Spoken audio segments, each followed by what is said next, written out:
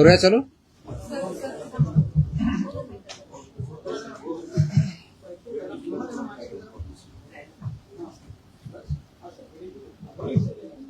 Okay, welcome to the press conference. आज मुद्दामून एक महत्त्वाच्या विषयासाठी आपल्याला इथं बोलवलं आहे. गेल्या अनेक वर्षापासून आपल्याला माहिती आहे की महाराष्ट्रामध्ये गुटखाबंदी केलेली आहे. आपल्या FSSAI ॲक्टच्या सेक्शन 30 अंतर्गत प्रतिबंधित जे फूड आयटम्स आहेत त्याच्यामध्ये गुटखा आणि तत्सम आयटम जे आपले आहेत त्याच्यावरती गुटखाबंदी केलेली आहे. त्याच्यावरती आपण अनेक वेळा कारवाई करतो, रेड्स करतो, फाईन करतो, FIR करतो. त्याच्यामधल्या प्रोव्हिजननुसार जेल पण होते, प्रॉसिक्युशन पण चालू आहेत. परंतु प्रोहिबिटेड आयटम असतानाही, फूड आयटम असतानाही महाराष्ट्रातल्या ऑलमोस्ट सगळ्या ठिकाणी हा गुटखा विकला जातो आणि कंझ्युम केला जातो. ही रियालिटी आपण बघतोय. मग याच्यावरती पर्याय काय? एन्फोर्समेंट तर चालू आहे, ते आपण आता जास्त स्ट्रिक्ट करत आहोत, तर ते चालूच राहील. परंतु याच्यावरती काही डेटरन्स असा क्रिएट करता येईल का की ज्याच्या माध्यमातून, कारण प्रोड्युसर तर इथं नाही आहेत प्रोहिबिटेड असल्यामुळं, ते बाहेरून आपण जे याच्यामध्ये इन्व्हॉल्व असणारे बिझनेसेस आहेत, बिझनेस पर्सन्स आहेत, ट्रान्सपोर्टर्स आहेत, रिटेलर्स, होलसेलर्स, सेलर्स, हे त्याच्यामध्ये इन्व्हॉल्व आहेत. त्या प्रकारचं रॅकेट आहे आणि ते जर उद्ध्वस्त करायचे तर आपल्याला खूप मोठ्या प्रमाणात स्ट्रॉंग स्टँड घेणं हे गरजेचं आहे. ह्या निष्कर्षापर्यंत शासन पोहोचलेलं आहे आणि म्हणून मध्ये बऱ्याच वेळेस याच्यावरती डिस्कशन पण झालं की काय केलं पाहिजे. आणि मी इथं जॉईन झाल्यानंतरही याच्यावरती आम्ही विचार केला काय करता येईल, कारण याच्यामध्ये this is a danger to public health आणि म्हणूनच तो आयटम प्रोहिबिट केलेला आहे. जर पब्लिक हेल्थला जर डेंजर असेल आणि तो आयटम प्रोहिबिट केलेला असेल तरीही त्याचा व्यापार होत असेल, तिथं ट्रान्सपोर्ट होत असेल, होलसेलर विकत असतील, सेलर विकत असतील आणि तो अवेलेबल होत असेल, तर त्याच्यावरती स्ट्रिंजेस्ट पॉसिबल ॲक्शन घेणं गरजेचं आहे. ह्या निष्कर्षापर्यंत पोहोचल्यामुळं आज दिनांक 12 जून रोजी मी मोका लावण्याचे आदेश पारित केलेले आहेत. So we have issued the order saying that MCOCA provisions will be, MCOCA कायदा, मकोका ज्याला आपण म्हणतो, Maharashtra control of organise crimes act 1999, हा आम्ही इन्व्होक केलेला आहे. ही माझी त्याची ऑर्डर आहे इश्यू केलेली. आणि ह्या ऑर्डरच्या अनुषंगाने हा फक्त फूड सेफ्टी ऍक्ट 2006 चे कलम 3, 26, 27, 30, 38, 41, 42, 59, 63, 64 आणि 89 बरोबरच Maharashtra control of organise crimes act 99चा sections 21D, 21E, 21F, 3, 4, 18, 21 and 23 read with code of criminal procedure 1973 किंवा भारतीय नागरिक संहिता सुरक्षा संहिता 2023 याच्या अनुषंगाने ही ऑर्डर मी आज पास केलेली आहे. एक मिनिट मला बोलू तर माझं पूर्ण होऊ दे, पूर्ण झाल्यानंतर विचारा ना प्रश्न. सो ही कारवाई करताना हे प्रोव्हिजन्स आहेत. त्याच्यामध्ये ऑथॉरिटी कोणती आहे, त्याचं रॅशनेल काय आहे, कोणत्या क्राईम्सला, कोणत्या ऑर्गनाइज क्राईम मधल्या जी 21D ची डेफिनेशन सांगितलं त्याच्या क्राईममध्ये हा क्राईम कसा बसतो, त्याच्या ऑथॉरिटी कोण कोण आहेत, ह्या सर्व आपण डिफाईन केलेल्या आहेत. आणि याच्या अनुषंगाने अल्टिमेटली आपण काही ऑर्डर्स, डिरेक्शन्स या माध्यमातून दिलेल्या आहेत.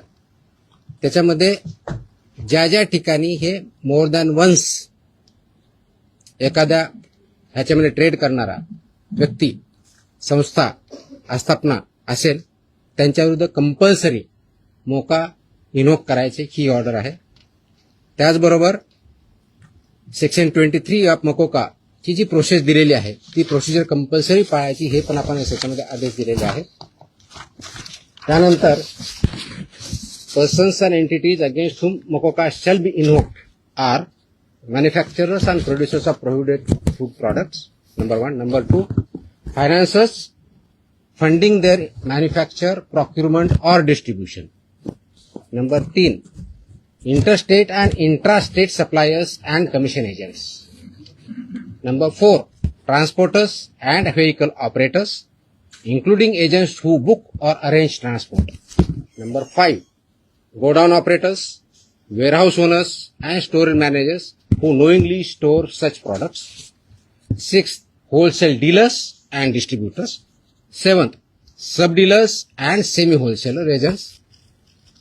8th, retail sellers forming part of an identified organized network. And 9, any other person who knowingly facilitates, abets, conceals or assists any of the above. त्या इतक्या जणांविरुद्ध मोकोका वापरायचे ह्याच्यामध्ये आदेश आपण केलेले आहेत. त्याचबरोबर प्रिझम्पशन ऑफ एलिजिबिलिटी जी आहे ते फक्त याच्यावरती नाही तर प्रिझम्पशन ऑफ एलिजिबिलिटी हे आपण ज्यावेळेस म्हणतो की any one or more of the following is present, ते स्ट्रॉंग प्रिझम्पशन फेवर करणारं मोकोकाला हे प्रोव्हिजन वापरायचं. आणि no officer shall refrain without recording specific return reasons approved by joint commissioner. रिजनचं जे असेल त्याच्यामध्ये की interstate supply chain or manufacture nexus हे आपल्याला वरती न्यायचं प्रिझम्पशन ऑफ एलिजिबिलिटीसाठी वापरायचं आहे. Clandestine godowns, fake labels, dummy firms or forged invoices याच्यासाठी सुद्धा हा वापरायचा आहे. Simultaneous seizures across multiple districts pointing to a common syndicate त्याच्यासाठी सुद्धा वापरायचं आहे. Corruption of enforcement officials or intimidation of informers of witnesses यासाठी आपण वापरणार आहोत. Seizure value exceeding ₹10 lakhs in a single action or ₹25 lakhs cumulatively from the same account or network. आणि financial flows indicating systematic profiteering including hawala और बेनामी channels याच्या सुद्धा आपण ते एस्केलेट करण्यासाठी हे सुद्धा प्रोव्हिजन त्याच्यामध्ये आपण वापरणार आहोत. याची ओरिजिनल ड्युटी आहे ते आपण फूड सेफ्टी ऑफिसरवरती देणार आहोत. डेजिग्नेटेड ऑफिसरच्या ड्युटी आपण याच्यात ज्याला असिस्टंट म्हणून त्यांना डिफाईन केलेल्या आहेत. जॉईंट कमिशनरच्या केलेल्या आहेत. नेटवर्क वाईड प्रॉसिक्युशन करायचं हे आपण सांगितलं आहे. पार्सल ऍक्शन घ्यायची नाही, कंप्लीट घ्यायची. आणि कॉन्फिस्केशन, अटॅचमेंट अँड फोरफिचरचं कसं करायचं ट्विन ट्रॅक स्ट्रॅटेजी ही पण त्याच्यामध्ये सांगितलेली आहे. त्याचं प्रॉसिक्युशन रजिस्टर मेंटेन करायचं सांगितलेलं आहे. बेलला अपोजिशन करायचं सांगितलेलं आहे. आणि procedure compliance with the criminal procedure code हे सुद्धा आपण मॅन्डेटरी केलेलं आहे. याचा सर्वांचा ऑब्जेक्टिव्ह जो आहे बेसिकली आपण मोका का वापरतोय कारण हा स्ट्रिंजंट लॉ आहे, आय अंडरस्टँड. आणि त्याचं म्हणूनच खूप थॉट करून विचार करून याच्यावरती कायद्याचे जे कलम आहेत, सेक्शन्स आहेत त्याचा अभ्यास करून this order is basically done to prosecute in the interest of food safety in violation but as an organized crime against public health. हा क्राईम पब्लिक हेल्थच्या अगेन्स्ट आहे. आणि आर्टिकल 47 ऑफ द कॉन्स्टिट्यूशन जे आहे ते स्टेटला मॅन्डेट करतं.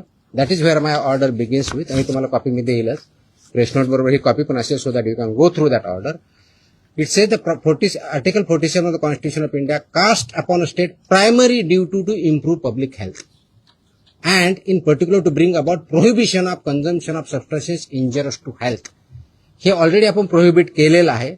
त्याचं implementation व्हावं, पब्लिक हेल्थ इम्प्रूव्ह व्हावं आणि पब्लिक हेल्थ जी इंडेंजर होते ते कंट्रोल करता यावं या दृष्टिकोनातून मोकोका कायद्याचे प्रोव्हिजन हे प्रोहिबिटेड आयटम जे 32 म्हणजे फसाई ऍक्टच्या सेक्शन 32 अंतर्गत जे आपण प्रोहिबिट केलेले आयटम आहेत त्यांच्यावरती आजपासून म्हणजे अगोदरच लागू करू शकलो असतं पण आज आपण ती ऑर्डर काढलेली आहे. And it will B implemented completely across the state of Maharashtra. Sir, जो कायदा केला जो फॉरवर्ड शोधली जाते दुकानामध्ये पान मसाल्याची पुड्या आणि सुकी पुडी जे आहे ते मिक्स केल्यानंतर गुटख्यासारखा पदार्थ तयार होतो. अशा पद्धतीने चालकीला कसं रोखलं जाणार कारण तो स्पेसिफिकली गुटखा या टायटल खाली विकला जातो. त्याच्यामध्ये मिसलिडिंग ऍडव्हर्टाइजमेंट ऍक्ट आहे. तुम्हाला काही दिवसापूर्वी कारवाई केलेली बघितली. फसाईमध्ये सुद्धा मिसलीड करणं, लेबलमध्ये चुकीची माहिती देणं, इन्ग्रेडियंट चुकीचे असताना वेगळा क्लेम करणं हा सुद्धा गुन्हा आहे. त्यानुसार आपण कारवाई करतो त्याच्यावरती. दिस इज मिसलिडिंग. तर मिसलिडिंगला कायदा दुसरं मिश्रण जे असतं ते पान मसाला त्याला सुद्धा याच्या अंडर घेतलं जातं ते तंबाखू. मी तेच सांगतोय की आपल्याला कोणताही एखादी ज्यावेळेस प्रॉडक्ट असतो त्याच्यावरती लेबल कोणतं असावं, ते कोणत्या स्टँडर्डचं असावं, त्याच्यामध्ये कोणते कोणते इन्ग्रेडियंट असावे, त्याची काय व्हॅल्यू आहेत वेगवेगळ्या त्या मॅन्डेट दिले. त्याचे रेग्युलेशन्स आहेत. फसाईमध्ये रेग्युलेशन्स दिलेले आहेत, व्हेरी क्लिअरली दिलेले आहेत. त्याचबरोबर ऍडव्हर्टायझिंग आणि मार्केटिंगचे सुद्धा रेग्युलेशन्स क्लिअरली आहेत. त्याचं व्हायोलेशन जिथं जिथं होतं त्या प्रोव्हिजनचा वापर आम्ही तिथं करणार आहोत. तर सर, याची जेव्हा कारवाई केली जाते तेव्हा लोकल पोलिसांची भूमिका खूप महत्वाची असते. स्पेशली बीट मार्शल आणि यांचा जो व्हिजिलन्स असतो तो अनेक वेळा नेक्सस तिकडे दिसून येतो अनेक पानटपऱ्यांवरती. ते कसं ब्रेक केलं जाणार? कारण आपल्याकडनं कडक कारवाईची तरतूद सगळ्यांकडून. त्याच्यामुळे तुम्ही जर आता मी वाचलं व्यवस्थित ऐकलं असतं तर त्याच्यामुळे तुमच्याकडनं प्रतिक्रिया त्याच्यावरती अपेक्षित. पोलीस आणि नेक्सस ज्या ठिकाणी it's not about police or FDA किंवा food safety officers. It is the holistic. याच्यामध्ये कंझ्युम करणारा आहे तेवढा जबाबदार आहे, विकणारा आहे तेवढा जबाबदार आहे, इन्फोर्स न करणारा आहे तेवढा जबाबदार आहे. जो कोणी जबाबदार असेल आपण त्याच्यावरती कारवाई करणार आहोत आणि स्ट्रिक्ट करतोय. तुम्ही गेल्या काही दिवसामध्ये बघितलं असेल, हा ज्यावेळेस प्रोहिबिट केला त्यावेळेसचा उद्देश हाच होता, ही it's a danger to public health. आणि ते जर टाळायचं असेल, कारण याच्यामधून काय काय आजार होतात हे मी वेगळं सांगण्याची गरज नाही. It's documented, it's in the public domain. ते करण्यासाठी आपल्याला स्ट्रिंजंट ऍक्टचे प्रोव्हिजन आपण आज का इन्व्होक करतोय?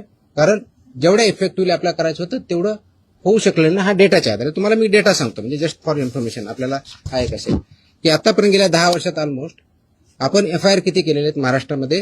32चा FSSAचा जो सेक्शन प्रोहिबिट केलेला आहे याच्यावरती. जे मॅन्युफॅक्चरर्स आहेत त्यांच्या विरुद्ध 260 मॅन्युफॅक्चरर्स FIR आहेत आपले. जे पुरवठादार आहेत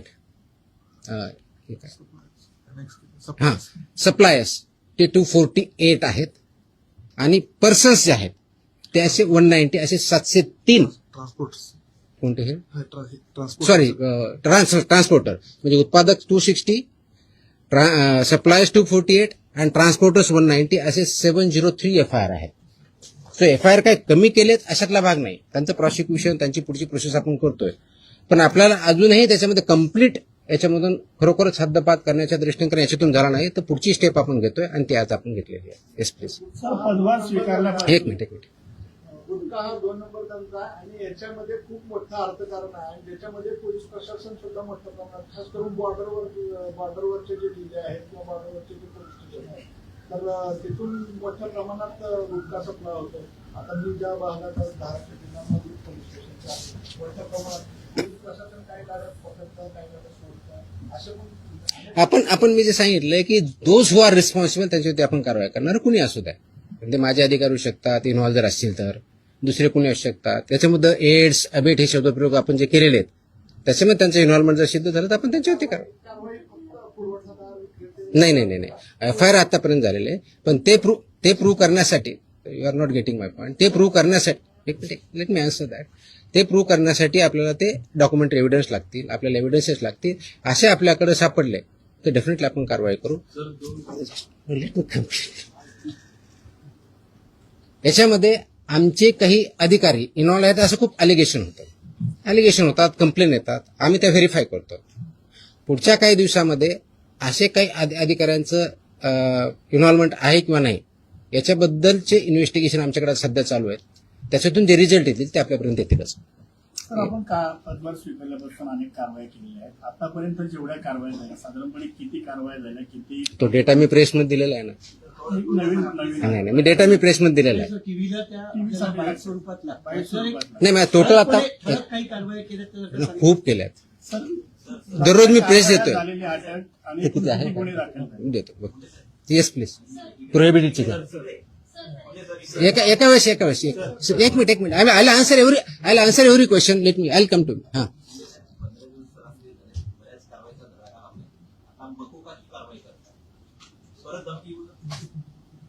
मला धमकी आलेलं कुणी सांगितलं तुम्हाला? नाही sorry. No sorry. Please look at ती जुनी क्लिप आहे, कमीत कमी 10 वर्षापूर्वीची आहे. Look at the clip. आताची क्लिप नाही याची ती. दॅट वॉज नाही that clip if I remember correctly, मला आठवत नाहीये, इफ आय रिमेंबर करेक्टली बहुतेक ती पुण्यातली क्लिप आहे. फेनावाजी PMPM आहे. चेकआउट. तुम्ही बघा ते क्लिप आताची नाही. मला कोणतरी पाठवली, मला कोणतरी विचारलं. मला अशी धमकी नाही आलेली. येतो मी त्यांना. Let us focus on this.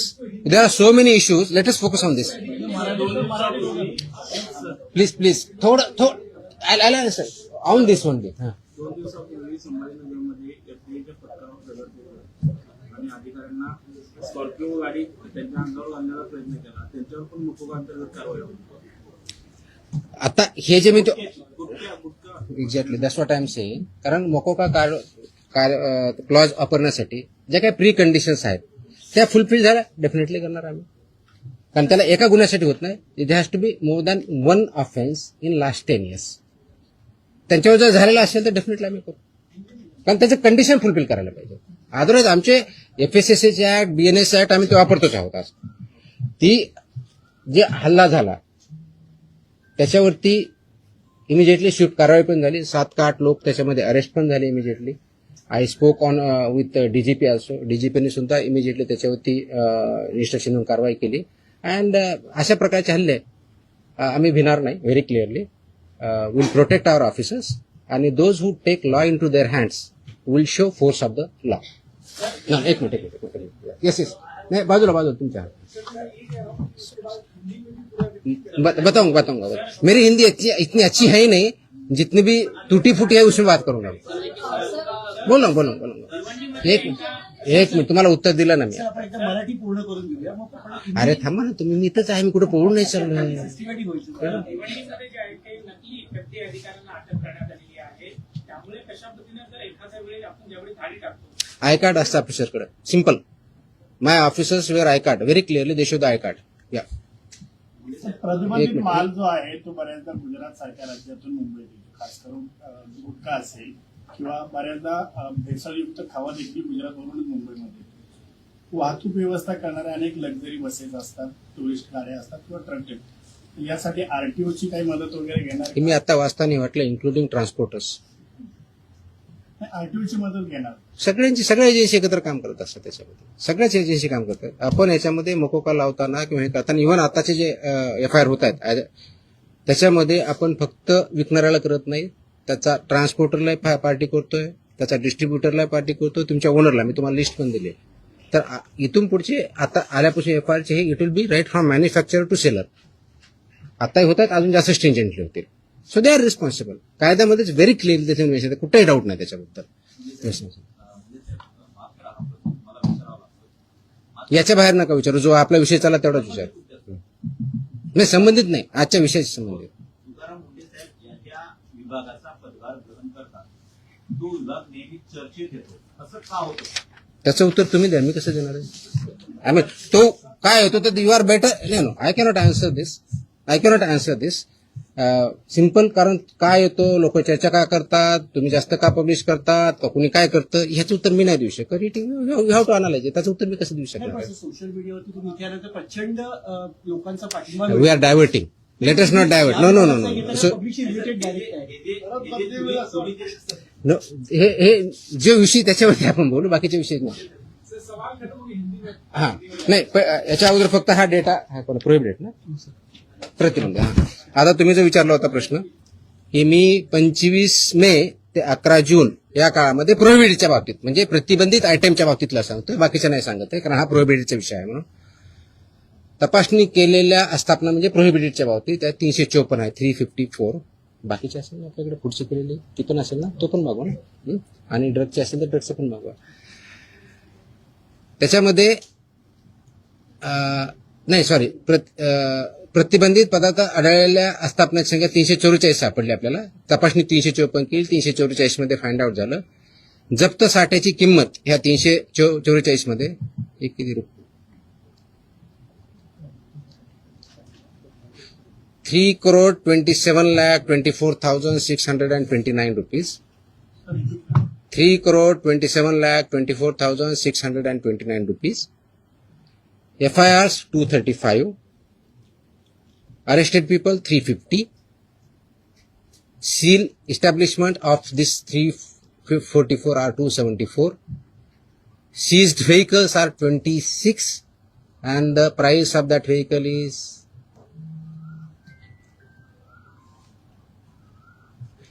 13,39,500. No, sorry, 1,33,95,000. So this is about 25 मे ते 11 जून प्रोहिबिटेड आयटमच्या बाबतीत जी मोकोका आपण लावला त्याच्या बाबतीतची माहिती आहे. 26. त्याची कॉपी पाहिजे, कॉपी द्या सर्वांना. Okay. So I am giving you the press note detail in Marathi. and I'm attaching the order also, so you are aware of this. Order is in English. ते आम्ही मराठीमध्ये आम्ही पाठवतो आमच्या ऑफिसला. It's a big order order आहे. जवळजवळ किती पानाची आहे? 8 पानाची ऑर्डर आहे. कारण याच्यामध्ये रॅशनिंग डिस्ट्रीब्यूट सगळं आहे. See will get this one. Rate note plus this one. हिंदीमध्ये माझी हिंदी चांगली नाही होत एवढी यार. मैं इतना बुरा लगूंगा उसमें. मैं इंग्लिश में बोल सकता हूँ. हाँ हाँ हाँ.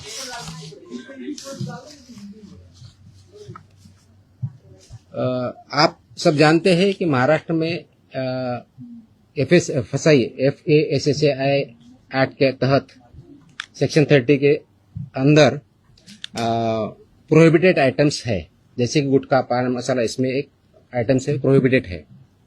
इसका मतलब ये होता है कि ये प्रोडक्ट, फूड प्रोडक्ट जो है प्रोहिबिटेड, वो महाराष्ट्र में मैन्युफैक्चर नहीं हो सकता है, ट्रांसपोर्ट नहीं हो सकता है, स्टोर नहीं हो सकता है, सेल नहीं हो सकता है.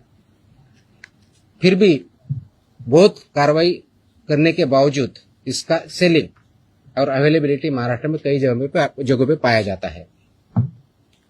इसीलिए गवर्नमेंट शासन ने ये डिस्कशन कर रही थी इस पे क्या किया जाए, कौन सा स्ट्रिंजेंट एक्ट या क्लॉज या कार्रवाई की जाए जिसकी वजह से ये एक्चुअली प्रोहिबिट होगा, क्योंकि ये दिस इज ए इंडेंजर, तो पब्लिक हेल्थ के लिए हानिकारक है. इससे पब्लिक हेल्थ इंडेंजर होती है. ये नॉलेज पब्लिक डोमेन में है. तो इसके तहत आज हमने मकोका एक्ट जो है महाराष्ट्र का, Maharashtra control of organised crime act 1999, ये इसमें इन्वोक करने का निर्णय लिया है, लागू किया है कि जो ये बिजनेस में मैन्युफैक्चरिंग करते हैं, ट्रांसपोर्ट करते हैं, सेल करते हैं, डीलर्स है, सेमी डीलर्स है, ये सबको ये प्रोविजन के अंदर अभी कार्रवाई की जाएगी.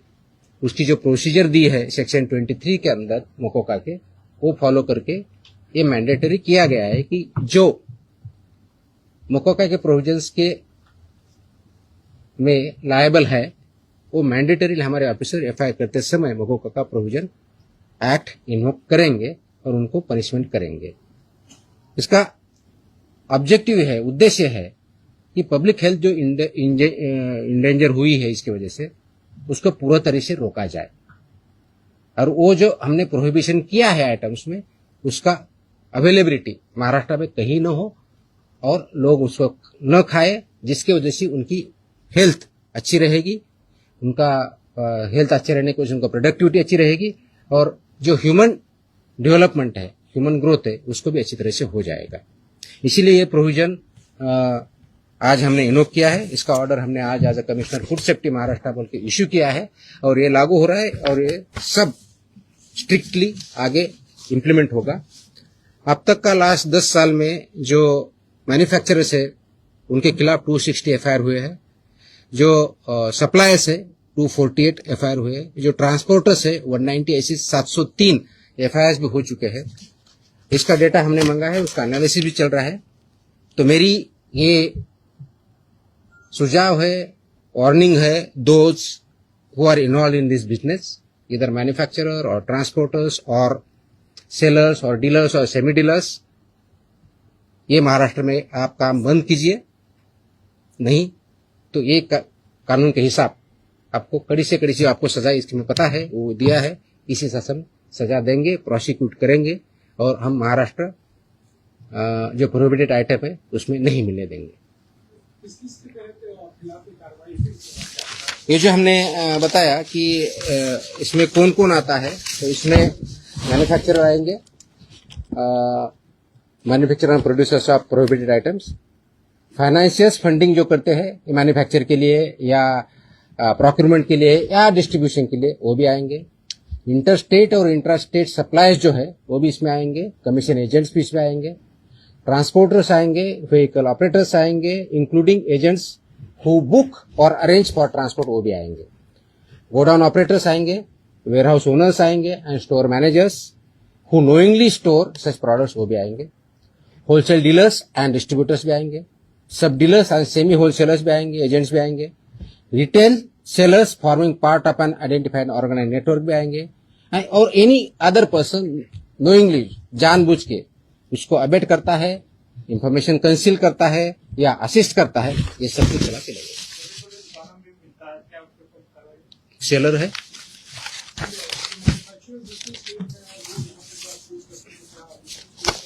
So it's a part of syndicate. Syndicate K definition में सब कुछ आया है. Organized crime. That's why it is an act. That's why this is become an organized crime, and they are working as a syndicate. That's why we are invoking these provisions. They are supporting. They are supporting. आम आदमी के लिए मकोड़ा लगने के बाद कितना मुश्किल हो जाएगा जो शायद किसी को आम आदमी को क्यों मुश्किल होगा? नहीं, आम आदमी को जानने के लिए जो भी इस आम आदमी बिजनेस में नहीं है ना. बिजनेस में है अगर वो पकड़ा जाएगा और मकोड़ा लगेगा क्या क्या धारा है ये तो आप मौका में क्लियरली है ना, लाइफ इम्प्रिजनमेंट प्रोविजन आहे ना. किती सजा आहे त्याची? किती वर्ष ते काढा जरा प्रोविजन. ऑफकोर्स दे प्रोसिक्यूट होंगे, कोर्ट में केस चलेगा. हाँ ऑफकोर्स आपको बेल अपोज कर हमने बता ही दिया ना कितना. वो हमें बताएंगे सर को थोड़ा सा डर नहीं वो तो कुठे which may extend up to 10 years imprisonment, shall also be liable to fine, such property shall also be liable to be attached and forfeiture. और रिपीट है तो उसका फिर और बताए. यहाँ इम्प्रिजनमेंट प्रॉपर्टी भी सीज होगी. नाही हे विषय संपवल्यानंतर आपण दुसरा आता. ठीक आहे, तुमचे प्रश्न संपत नसतात कधी मला माहिती आहे. आय थिंक झालं ना आता हिंदीमध्ये. हा येतो. एक विषय संपला आता, हा विषय संपवत आपण. माझी अशी अपेक्षा आहे आपल्याकडून, प्लीज याला चांगली पब्लिसिटी द्या. This is in the interest of state of Maharashtra.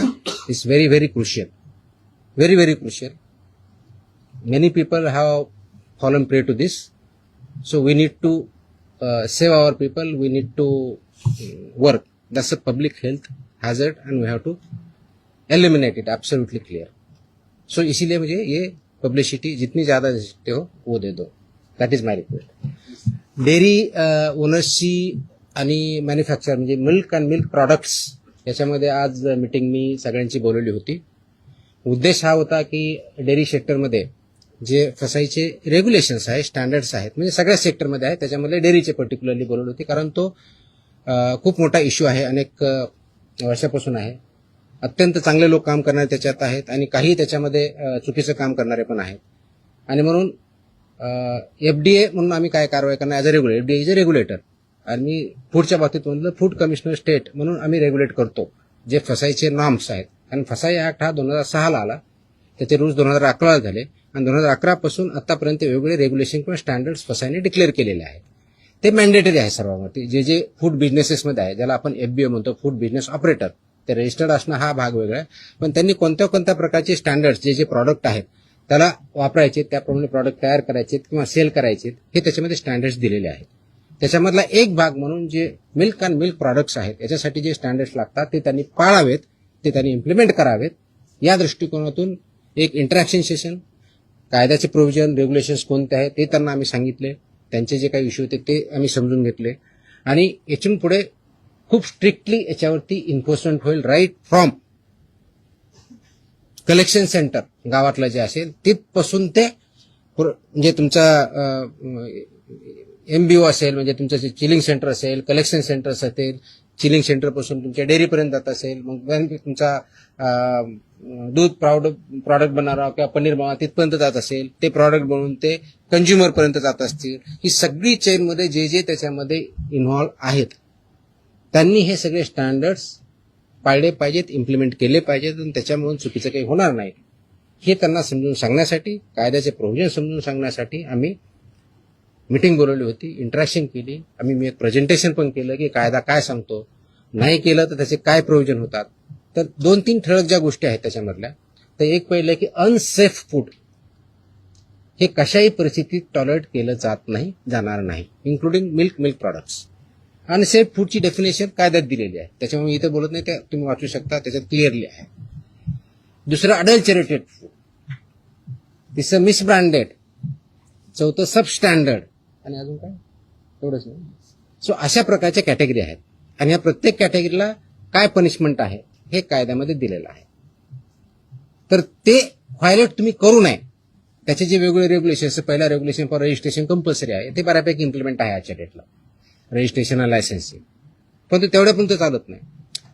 Food प्रॉडक्ट्सचे जे 2011चे स्टँडर्ड्स आहेत ते बऱ्याच वेळेस कॉम्प्रोमाइज केले जातात, ते करता येणार नाही. मार्केटिंगच्या किंवा ऍडव्हर्टाइजिंगच्या बाबतीत चुकीचं लिहिलं जातं, ते करता जाणार नाही. त्याचबरोबर काय म्हणतो त्याला, प्रिंटिंग काय म्हणतो त्याला, प्रिंट करतो ते लेबलिंग जे आहे ते व्यवस्थित होत नाही किंवा चुकीच्या पद्धतीने होतं किंवा मिसलिडिंग होतं, ते चालणार नाही. पॅकेजिंग त्याचे स्टँडर्ड्स ठरवले आहेत, ते पॅकेजिंग त्याच पद्धतीनं पाहिजे, ते चालणार नाही. हे त्यांना आम्ही चांगल्या पद्धतीनं समजून सांगितलं आहे आणि बाय अँड लार्ज त्यांची कन्व्हिन्स झालेली आहेत की येस आमच्याकडे काही ज्या त्रुटी असतील तर आम्ही त्याच्यामध्ये कारवाई करू, जेणेकरून हे जे दूध आहे किंवा प्रॉडक्ट आहे, फूड अँड फूड प्रॉडक्ट जे आहेत ते कंझ्युमरला जे स्टँडर्ड फसाईने घालून दिलेले आहेत ते त्याप्रमाणे करतील. जे करणार नाही त्याच्यामध्ये फसाई ऍक्टनुसार आपण त्याच्यावरती कारवाई करणार आहोत. आता हे standard over a period of time आले 2011 पासून आतापर्यंत जवळजवळ टोटल 28 प्रकारचे रेग्युलेशन किंवा स्टँडर्ड आहेत. त्याच्यातले 6 हे ऑथॉरिटीचे आहेत, मग 22 आहेत वेगळ्या प्रॉडक्टच्या बाबतीतले आहेत सगळे. त्याच्यातले बऱ्याचशा अंशी 6 ते 10च्या दरम्यान हे फूड अँड फूड प्रॉडक्ट्स लागतात. प्रत्येकाला मोर दॅन 1 लागतात. रजिस्ट्रेशन कंपल्सरी आहे, पण ते फूड कॅटेगरी जी असेल त्यांना ते लागतात. ते स्टँडर्ड्स आम्ही जास्त इम्प्लिमेंट करू, सॅम्पलही आम्ही वाढवू आणि त्याचबरोबर आम्ही हे सांगितलं की कंप्लायन्स करणं ही तुमची जबाबदारी आहे आणि इन्फोर्स करणं ही आमची जबाबदारी ॲज अ रेग्युलेटर म्हणून. ती इन्फोर्समेंट आमचं स्ट्रिंजंट होईल. त्याच्यामुळं आपण स्वतः आपल्या आदनीचं ज्यांच्याकडून तुम्ही दूध घेता, जे चिलिंग सेंटर्स आहेत, जे तुमचे प्रॉडक्ट्स आहेत, तुमचे प्लांट्स आहेत, त्या ठिकाणी याचं कोणतंही व्हायोलेशन होणार नाही याची काळजी तुम्ही घ्या. आणि सबस्टँडर्ड असेल, अनसेफ असेल, तो माल रिजेक्ट करा. तो तुम्ही वापरू नका, दुसऱ्याकडे वापरू देऊ नका. So that this unsafe, substandard, adulterated, misbranded असं कोणताही प्रॉडक्ट मार्केटमध्ये येणार नाही. त्यासाठी तुम्ही कार्यरत राहा आणि ते कंप्लायन्स करता की नाही त्याचं एन्फोर्समेंट आम्ही बघू आणि जिथं कंप्लायन्स होत नाही त्यांच्यावरती आम्ही स्ट्रिक्ट कारवाई करू. दिस वॉज द मीटिंग. तुमच्या कारवाईचं शेतकरी फार खुश आहेत. तुमच्या कारवाईच्या आठवडी तालुक्यामध्ये तुमचा दुधाभिषेक करण्यात आला. दुधाचे रेट वाढतील असं वाटतं तुम्हाला? रेट माझ्या हातात नाही आहेत. वाढवणं हा इज अ फ्री मार्केट. त्याच्यामुळे दुधाचा किती रेट असावा ते डिमांड सप्लायवरती ठरलं जाईल. पण आपण अडल्चरेशन बंद करू शकलो, आपण सबस्टँडर्ड दूध बंद करू शकलो, प्रॉडक्ट्स बंद करू शकलो, तर ऑफकोर्स प्युअर दुधाला डिमांड वाढेल. ऑफकोर्स मार्केट फोर्सेसनुसार त्याचे जे काही परिणाम होते ते होते. आतापर्यंत ज्या कारवाया झाल्या, अनेक जप्त केलेला माल आहे तो टेस्टिंगसाठी पाठवण्यात आलेला आहे. किती अहवाल येणे बाकी आहे? आता खास करून दूध किंवा दुग्धजन्य पदार्थ यांचे लवकर नाशवंत होतात. त्याची आम्ही काळजी घेत आहोत. त्याचे जे पिरियड दिलेला आहे, ड्रगच्या बाबतीत 60 दिवसाचा असतो, फूडच्या बाबतीत 14 दिवसाचा असतो, त्या वेळेतच येतील आम्ही इन्श्युअर करतोय. त्याची सुद्धा मी आढावा घेतलेला आहे. आपल्याकडं 3 ठिकाणी आपल्या स्वतःच्या लॅब आहे. पुण्याला आपली हेल्थ डिपार्टमेंटची ऑलरेडी लॅब आहे, प्लस मुंबईमध्ये बीएमसीची लॅब आहे, प्लस गव्हर्नमेंट ऑफ इंडियाच्या फसाच्या पीपीपी वरती लॅब आहेत. त्याच्यामुळे आपण ते सॅम्पल वेळेत कसे होतील याची आपण काळजी घेत आहोत. मनुष्यबळासंदर्भात देखील मागे एकदा भरपूर एकाच दिवशी सगळं तुम्हाला परत प्रेसला यायचं नाही का असं सांगा, मी सांगू शकतो. नाही, रोज तर नाही शक्य, पण इन बिटवीन आपण भेटत जाऊ. 100 नहीं, इसमें वो प्रोहिबिटेड आइटम के लिए है. विल एज आई टेल ना, इसमें रिपीट ऑफेंसेस कितने क्या है हम देखेंगे. Will examine everything. We have collected data, we have started work on that. ये एक दिन का ऑर्डर नहीं है. It has lot of thought has gone into it. जो कंडीशन में अगर फुलफिल करता है डेफिनेटली, इसलिए मैंने मैंडेटरी किया है ना उसको. या सरकारी रुग्णालयांना, पुण्यातील आणि पिंपरी चिंचवडमधील रुग्णालयांना हिंदुस्तान अँटीबायोटिक्स कंपनीमधून औषध निर्मिती थांबवण्याचा निर्णय आपल्या विभागाने घेतला आणि औषध निर्मितीमध्ये त्रुटी आढळल्याने हॉस्पिटल औषध निर्मिती, हॉस्पिटलमध्ये जे इंजेक्शन आणि सलाईन पुरवठा करतात ना, त्या पुण्यातील आणि पिंपरी चिंचवडमधील हिंदुस्तान अँटीबायोटिक कंपनीमध्ये औषध निर्मिती थांबवण्याचा निर्णय घेतला होता असं यांनी बजावलं. म्हणजे आपल्या विभागाने. कुठे कॉपी ती प्रश्न आला ना. नाही, तुम्ही प्रश्न असा अजमशेवर प्रश्न नका ना विचारू. असा अजम्पशन प्रश्न नका विचार. तुमचा काय फॅक्ट्स काय ते सांगा. मग अशा आदेश बाजूला असा प्रश्न आला तर कुणी आदेश बरोबर हे तर पाहिजे माहित पाहिजे. औषध निर्मितीमध्ये त्रुटी आढळल्याने शोकॉज नोटीस बजावण्यात आली. प्लीज थोडंसं तुम्हाला समजून सांगतो. कंटेक्स्ट मध्ये मी त्या स्पेसिफिक केसबद्दल बोलत नाही कारण तुम्ही स्पेसिफिक प्रश्न विचारत नाही. मी तुम्हाला जनरल सांगतो. काय असतं की मार्केटमध्ये जे आपले ड्रग्ज असतात म्हणजे मेडिसिन्स असतात त्यांचं आम्ही चेकिंग करत असतो. चेकिंग करताना परत सबस्टँडर्ड, अडल्चरेटेड आणि याच्यामध्ये ड्रगमध्ये एक कॅटेगरी आहे स्प्युरियस किंवा मिसब्रँडेड या प्रकारचे आढळले तर त्याला पनिशमेंट ड्रग्ज अँड कंट्रोल ऍक्टनुसार आम्ही करतो. असे जर काही कॅटेगरी आढळल्या असते आमच्या याच्यामध्ये तर there is a provision called recall order म्हणतात त्याला आणि स्टेट ड्रग कंट्रोलर ते करत असतो. ती प्रोसेस आम्ही चालू केलेली आहे. म्हणजे आम्ही कुठं आम्हाला कंप्लेंट आले, मी व्हेरीफाय केलं, आम्हाला वाटलं, आम्ही सॅम्पल घेतले, त्याच्यातून आम्हाला ह्या 4 कॅटेगरीपैकी जी कोणती आलेली आहे तर तो प्रॉडक्ट मार्केटमधून फक्त हॉस्पिटलमधून नव्हे मार्केटमधून आम्ही रिकॉल करतो. त्या कंपनीला सांगतो आणि त्याची आम्ही पब्लिसिटी पण करतो.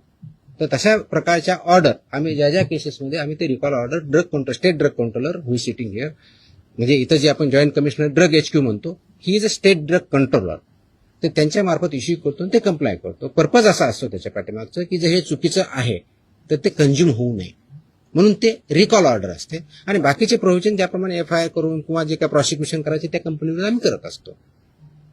तर अशा आमच्या पुण्यातले जे एक आम्ही हे केलेलं आहे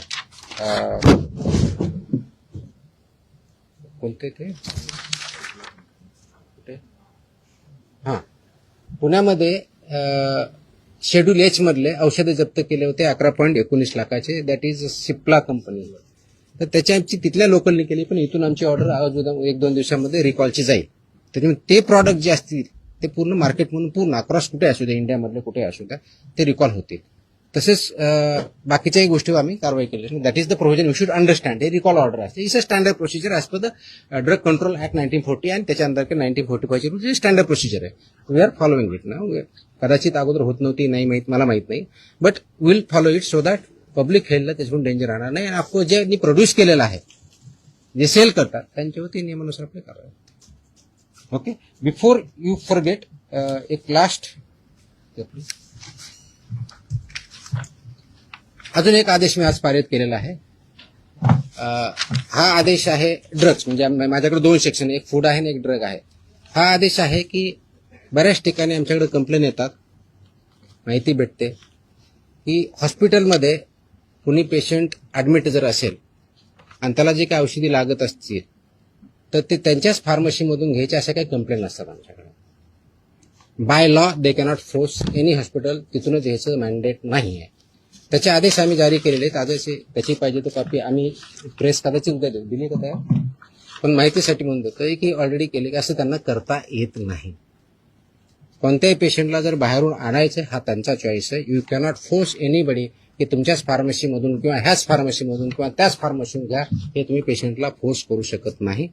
हे आम्ही सगळ्यांना ऑर्डर काढलेली आहे आणि इट विल बी इन्फोर्स्ड कारण तो सिटिझन्सचा किंवा पेशंटचा राईट आहे कुठून परचेस करायचा.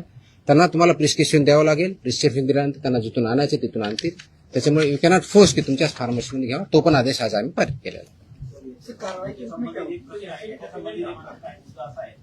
जर डॉक्टरने लिहून दिलं प्रिस्क्रिप्शन तो त्याच्या जो प्रिस्क्रिप्शन किंवा पुढे जे काही लिहून देईल ते फक्त त्याच्याच मेडिकलमध्ये अवेलेबल असतं. जर दुसरीकडे घ्यायला गेला तर तिथं उपलब्ध नसतं. असं का बरं होईल? सर आहे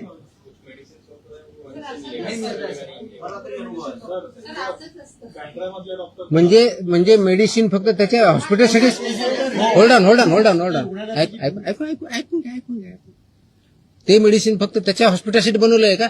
त्याच्यात मेडिकल त्याच्यामध्ये स्टँडर्ड ज्या ऍडवायझरीज आहेत त्या ऍडवायझरी अशा आहेत की त्यासाठी जेनरिक ऑप्शन काय हे पण देऊ शकतात. ते मागू शकता पेशंट. अशा स्पेसिफिक आले तर आम्ही कारवाई करू. मला स्पेसिफिक लागले जनरल नको आय नीड आम्ही कारवाई करू. There is a law. मैं है या नहीं बोल रहा मैं क्वेश्चन नहीं कर रहा हूँ.